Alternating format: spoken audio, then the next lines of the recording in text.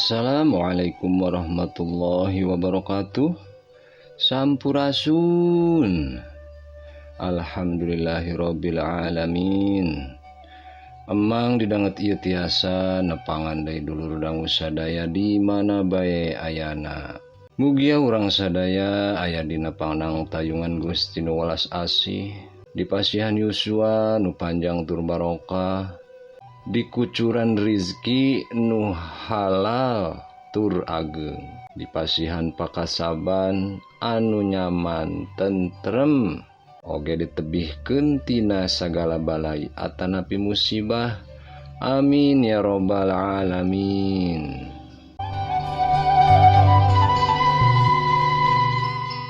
Teu bosen-bosen oge mugia dulur dangu sadaya teu bosen. Emang ngucapkeun hatur nuhun nu saageng-agengna ka sadaya dulur dangu anu parantos satia manco, satia ngadangukeun dongeng-dongeng Emang. Oge satia ngarojong channel Emang, satia ngadepongan kolom komentar. Hatur nuhun ka dulur sadaya.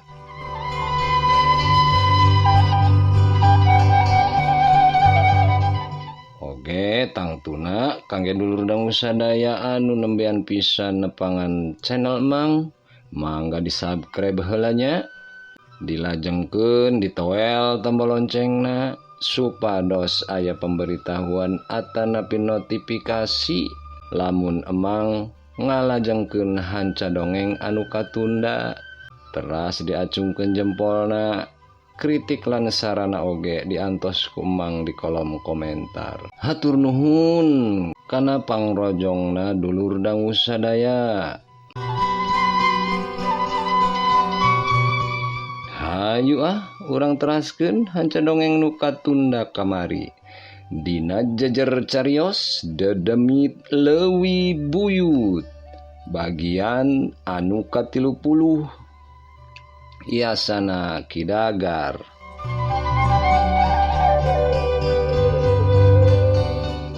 Ulah hilap cur cikopina kaparayun. Hai tot.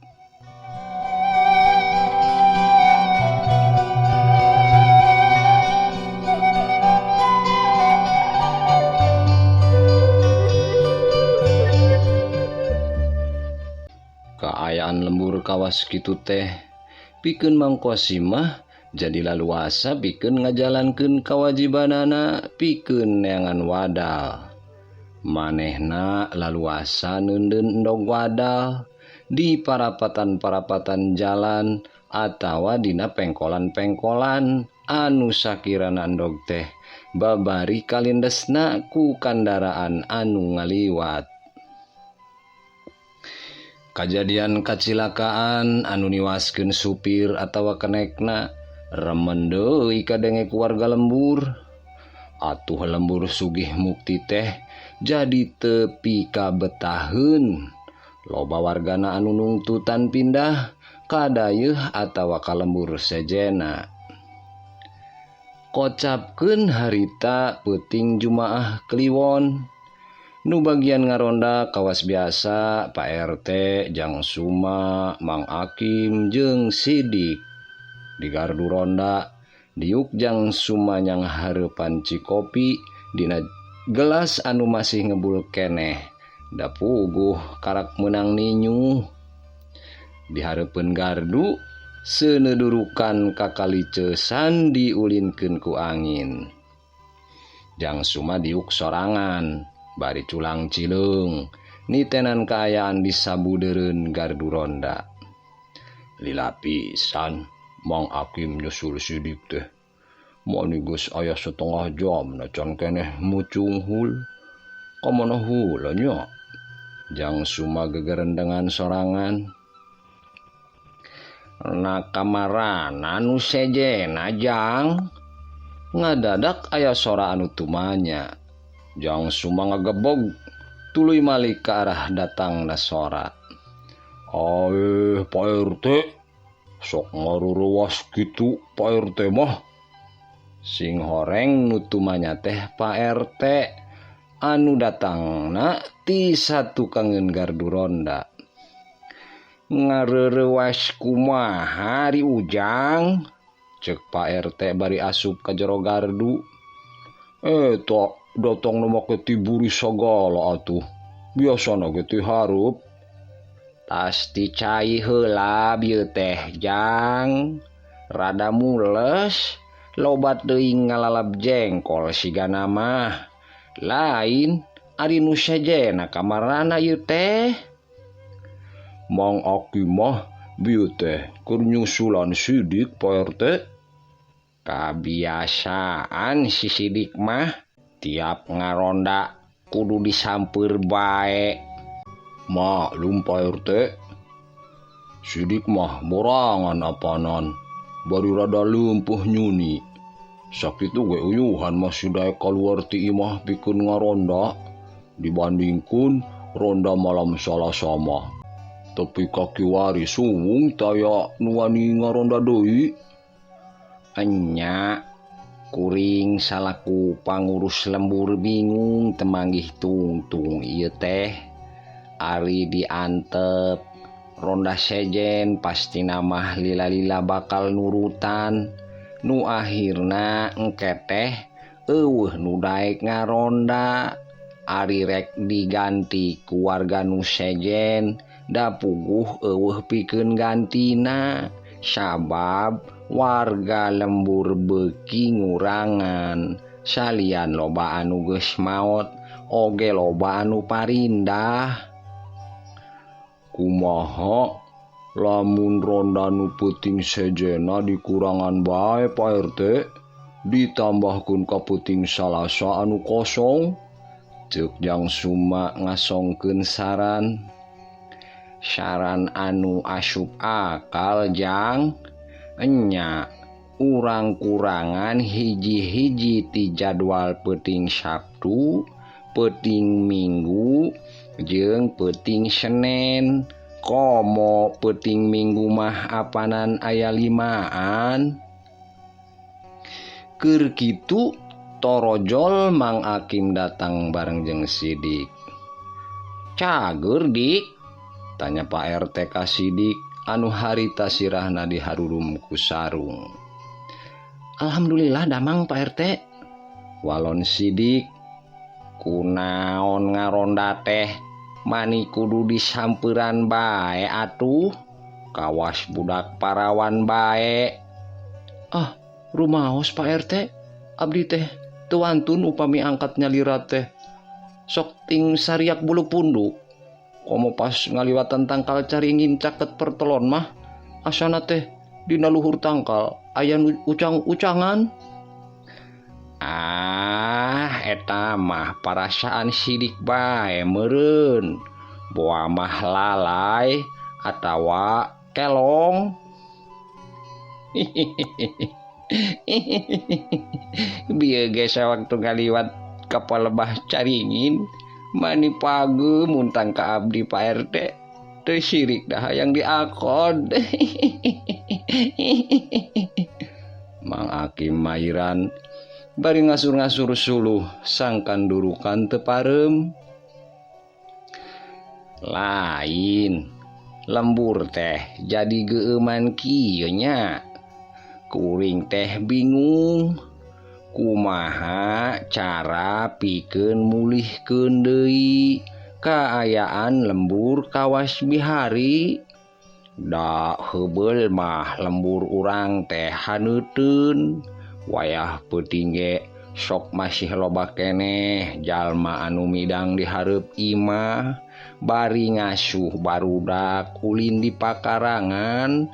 Komo dina wanci purnama mah nu dagang peuting atuh sarugema da daganganana laku. Na ari ayeuna lembur teh mani kawas kuburan beurang sepi, peuting mah komo mani simpe. "Enya Pak, urang teh kudu nyiar tarekah. Lamun diantep bae bisa-bisa lembur sugih mukti bakal jadi lembur suwung." Ayeuna ge warga lembur nungtutan para rindah ka lembur sejen anu leuwih haneutun sarta dirasa aman. Bener Jang, tadi beurang ge amang tas mantuan anu pindah, ceuk Mang Akim. Nasaha deui kitu anu pindah Mang? Tanya Pak RT. Kulawarga Mang Asja Pak RT ngalih ka Banjaran saurna mah. Di dieu mah anjeunna tos teu tiasa usaha, da puguh usahana icalan bandrek. Sedengkeun pan pamiwangi di lembur urang tara aya jalmi anu kaluar, ngider ka jalan raya oge sepi, da seueur kajantenan kacilakaan maut Pak RT. Lain pindahna Mang Asjana hungkul atawa jeung sakabeh kulawargana. Sadayana Pak RT sareng istri oge putra-putrana. Nah, Mang Asja teu bebeja ka kuringnya lamun rek pindah. Sieuneun dicaram ku Pak RT panginten. Cara wadulo harita. Kuring mah lainnya ramang, tapi nitah dipikir-pikir deui. Kawas waduloh lamun pindah ka Bandung, manehna ninggalkeun kebon jeung imahna, sedengkeun di Bandung milu jeung anakna. Apanan lebar imahna jadi suwung, kebonna eueuh nu ngagarap. Nya saur urang mah lebar Pak, tapi pangemut waduloh mah panginten hoyong hirup tentrem teu kakungkungku kasieun. Apanan anjeunna mah gaduh panyawat beser, pamiwengi sok remen kacai, sedengkeun pami kacai wengi sieun ku jurig. Tambah ngurangan wae pangeusi lembur teh Pak RT, ceuk Jang Suma tuluy ngargot cikopina. Pak RT ngarahuh tuluy nyarita ka Sidik. Dik, ngopi heula Dik, bari tinyuhkeun Bapak sagelasnya, ceuk Pak RT ka Sidik. Sidik teu baha, langsung bae ninyuh cikopi 2 gelas. Keur manehna jeung Pak RT. Nah, ninyuh teh 2 gelas Dik, ari keur amang mana? Mang Akim nyelengkeung. Ogoan pisan Mang, maneh hoyong ditinyuhkeun kuing. Walon Sidik, wajar we da amang geus nyamper nu ogoan apanan. Sidik. Mang Akim kalah ngahualkeun. Nu nyababkeun kaayaan lembur jadi kieu teh kulantaran ayana jurig marakayangan anu ngadadak remen ngaganggu warga lembur Pak RT. Malah mah nimbulkeun korban nyaeta Bah Omod. Si Rusdi ge ayeuna teh kawas jalma malaweung we, pagaweanana ukur huleng jentul, kadang seuri sorangan, kadang sok ceurik sorangan, sakapeung mun peuting sok jejeritan. Sigana mah uteukna kaganggu, teuing pangacianana teu mulang deui sawareh, ceuk Mang Akim. Nah, Jang Suma jeung Mang Akim boga pemanggih, kumaha carana pikeun ngusir jurig nu sok ngaganggu eta. Mang Akim jeung Jang Suma ting haruleng, tapi teu lila Jang Suma ngawalon. Kumaha lamun urang minang saraya ka Bah Gawok Pak RT? Kawas harita narekahan Mang Kemed teh. Hade, tapi Bah Gawok teh sok ngahayukeun pamentana bangsa siluman, engkena bakal ngariweuhkeun pikeun urangna. Cara harita ning urang duaan tepi ka mudag madig neangan domba kendit sajodo, salian ti hese nyiaranana, apanan hargana oge kacida mahalna.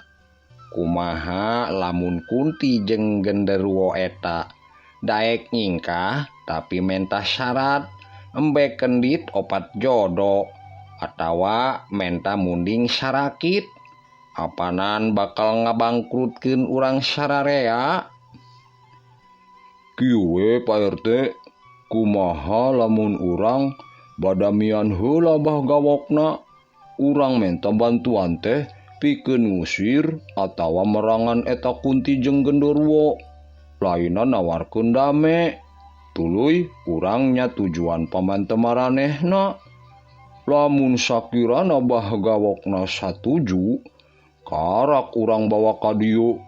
Lamun cenah mah teu wani atawa teu sanggup, nya urang kudu nyiaran jalma pinter sejena anu sakirana sanggup pikeun ngusir Kunti jeung genderuwo eta. Nya urang paheutkeun heula bah gawokna nya Jang. Lamun kitu isukan baturan kuring ka Majalaya Jang, pikeun nepungan bah gawok. Siap Pak RT. Kabeneran tadi burang kuring ngarit rada loba. Cukup pikeun isukan maraban domba mah. Keur uplek ngobrol kitu, ngadadak kadenge gumuruhna angin di kajauhan. Disusul ku sora anjing anu babaung mani melewung. Opat ronda curinghak ngadedengekeun sora gumuruhna angin anu awor jeung sora babaungna anjing. Teu lila sora angin jeung anjing babaung teh ngaleungit. Di arah wetanun lembur sorana Pak RT. Geus teu aneh. Asana urang geus remen ngadenge nu kitu. Tiap-tiap datangna pasti ti arah wetaneun lembur. Ti arah saungna Juragan Kosim sigana mah. Ceuk Mang Akim. Kuring mah jadi muringkak ieu teh. Jadi inget kana endog wadal anu harita aya di hareupeun imah. Sawaktu kuring mulang ngaronda, sanggeusna mariksa saungna Juragan Kosim teh. Ceuk Jang Suma beungeutna ngadadak ka tempo sepa. Duh, ulah nyabit-nyabit kadinya Kang. Uing mah sieun. Ceuk Sidik bari diukna ngised ngadeuketan Pak RT. Kajadian malam Salasa harita ge anu niwaskeun Mbah Omod kulantaran para ronda rek mariksa sise lembur belah wetan. Ceuk katerangan Juragan Barkah, para ronda teh dipegat ku jurig sawaktu pas pisan palebah tangkal sawo. Sawaktu rek mengkol ka jalan anu berasna ka kebona Juragan Kosim anu aya saungan eta. Naha aya patula patali na kitunya jurig-jurig eta jeung Juragan Kosim. Ceuk Jang Suma bari kerung. Bisa jadi aya sabab para jurig teh kawas anu ngahaja ngajagaan jajalaneun anu ngarah ka kebona Juragan Kosim. Sedengkeun apanan sadila ieu teu pernah kajadian aya anu dipegat ti arah kuloneun lembur atawa kalereun lembur. Walon Pak RT, sora angin jeung anjing babaung ge datangna ti arah wetan bae, can pernah kadenge ti arah anu sejena. Mang Akim mairan, sedengkeun Sidik mah beuki cameot ngarapetkeun awakna ka Pak RT.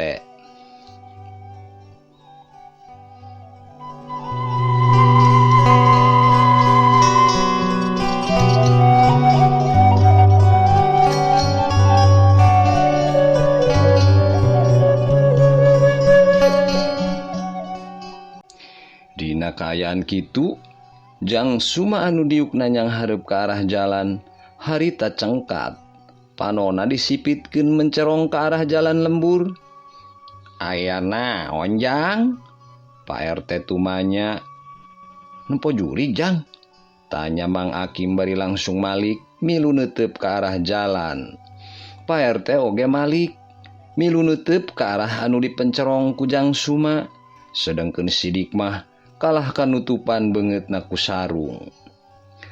Geuning eueuhna naon? Bieu nempo naon Jang? Tanya Mang Akim panasaran.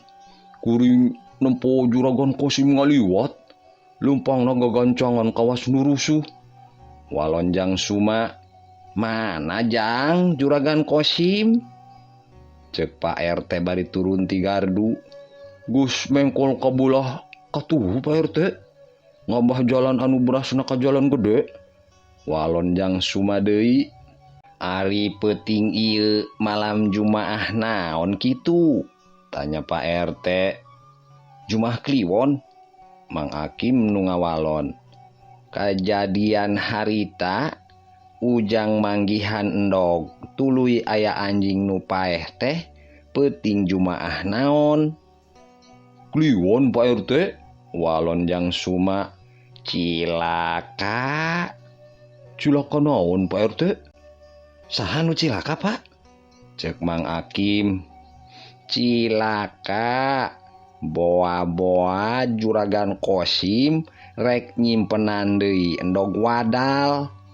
Kumaha tuh Pak RT? Hayu gancang urang tuturkeun jang bisi kaburu jauh. Saya nama urang di dieu bae ngopi Pak RT. Kangge naon nutur batur? Bilih mah Juragan Kosim mah bade ka pasar. Cek sidik anu borangan teh. Dasar borangan ilaing mah dik. Juragan Kosim mah mun ka pasar isuk-isuk. Jam 8 atawa jam 9 pikeun nagihan padagang sayur. Nu nyokot sayuran ka manehna. Lain wayah kieu. Ieu mah karek ge liwat tengah peuting. Cek Mang Akim. Hayu gancang bisi kaburu jauh. Cek Pak RT bari ngagilirkeun bedog nu di sorena sarta ngahurungkeun senter anu dibawana. Nyandak kokol ulah Pak RT? Tanya Mang Akim. Teu kudu. Obor kumaha obor? Tong dibawa urang teh rek nuturkeun rerencepan.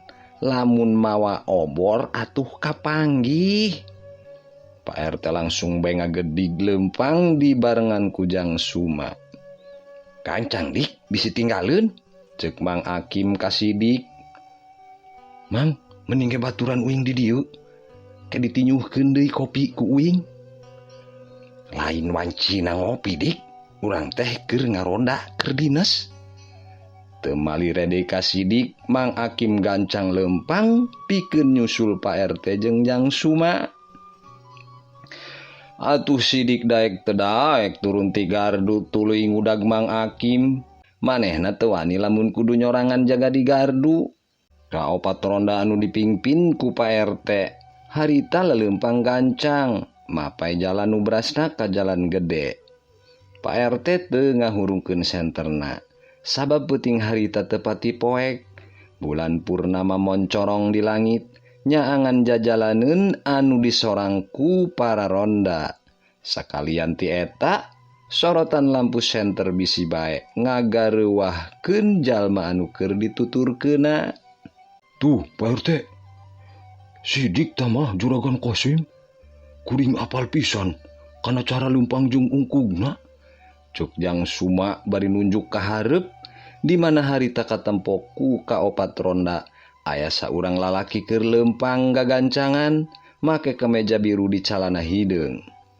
Enya siga Juragan Kosim? Walon Pak RT. Lain siga, eta mah memang Juragan Kosim Pak RT. Mang Akim milu nimbrung. Nuturkeuna ulah deukeut teuing bisi kapanggih. Cek Pak RT. Mending ge urang susul Pak RT.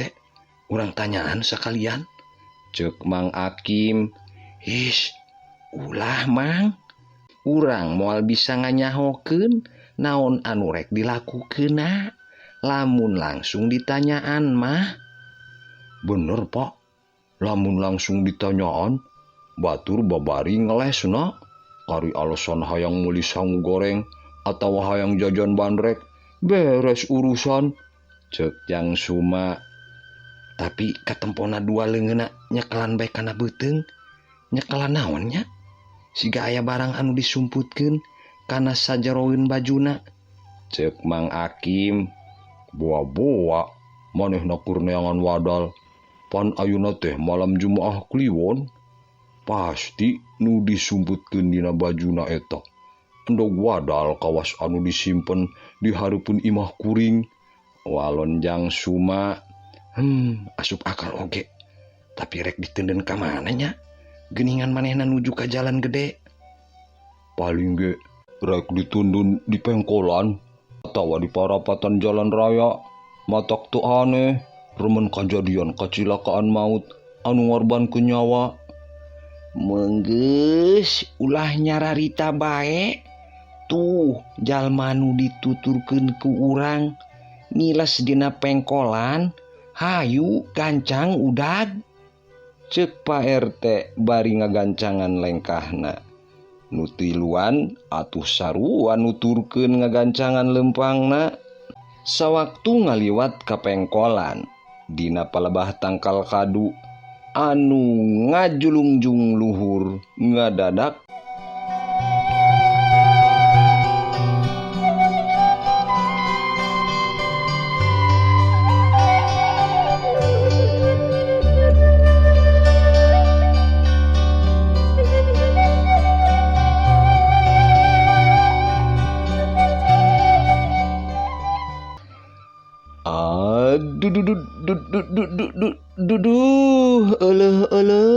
hahai tot. Waktosna teu nyekapan dulur dangu sadaya. Emang tunda heula ieu cariosan semet dieu.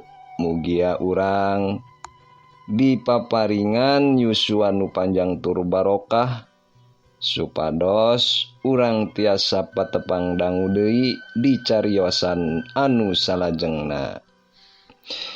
Tekirang-kirang emang nyuhunkeun dihapunten, nyuhunkeun dihampura tina sadaya kalepatan oge kakirangan boh dina medarkeun ieu dongeng atanapi dina ucap kecap bahasa Sundana. Pileuleyan sapunyere pegat simpai paturai patepang deui. Urang pulungan nu sarayana nu bagusna nu endahna nu baikna. Urang alungkeun anu barututna. Emang saja undur diri. Akhiru kalam. Wassalamualaikum warahmatullahi wabarakatuh. Permios.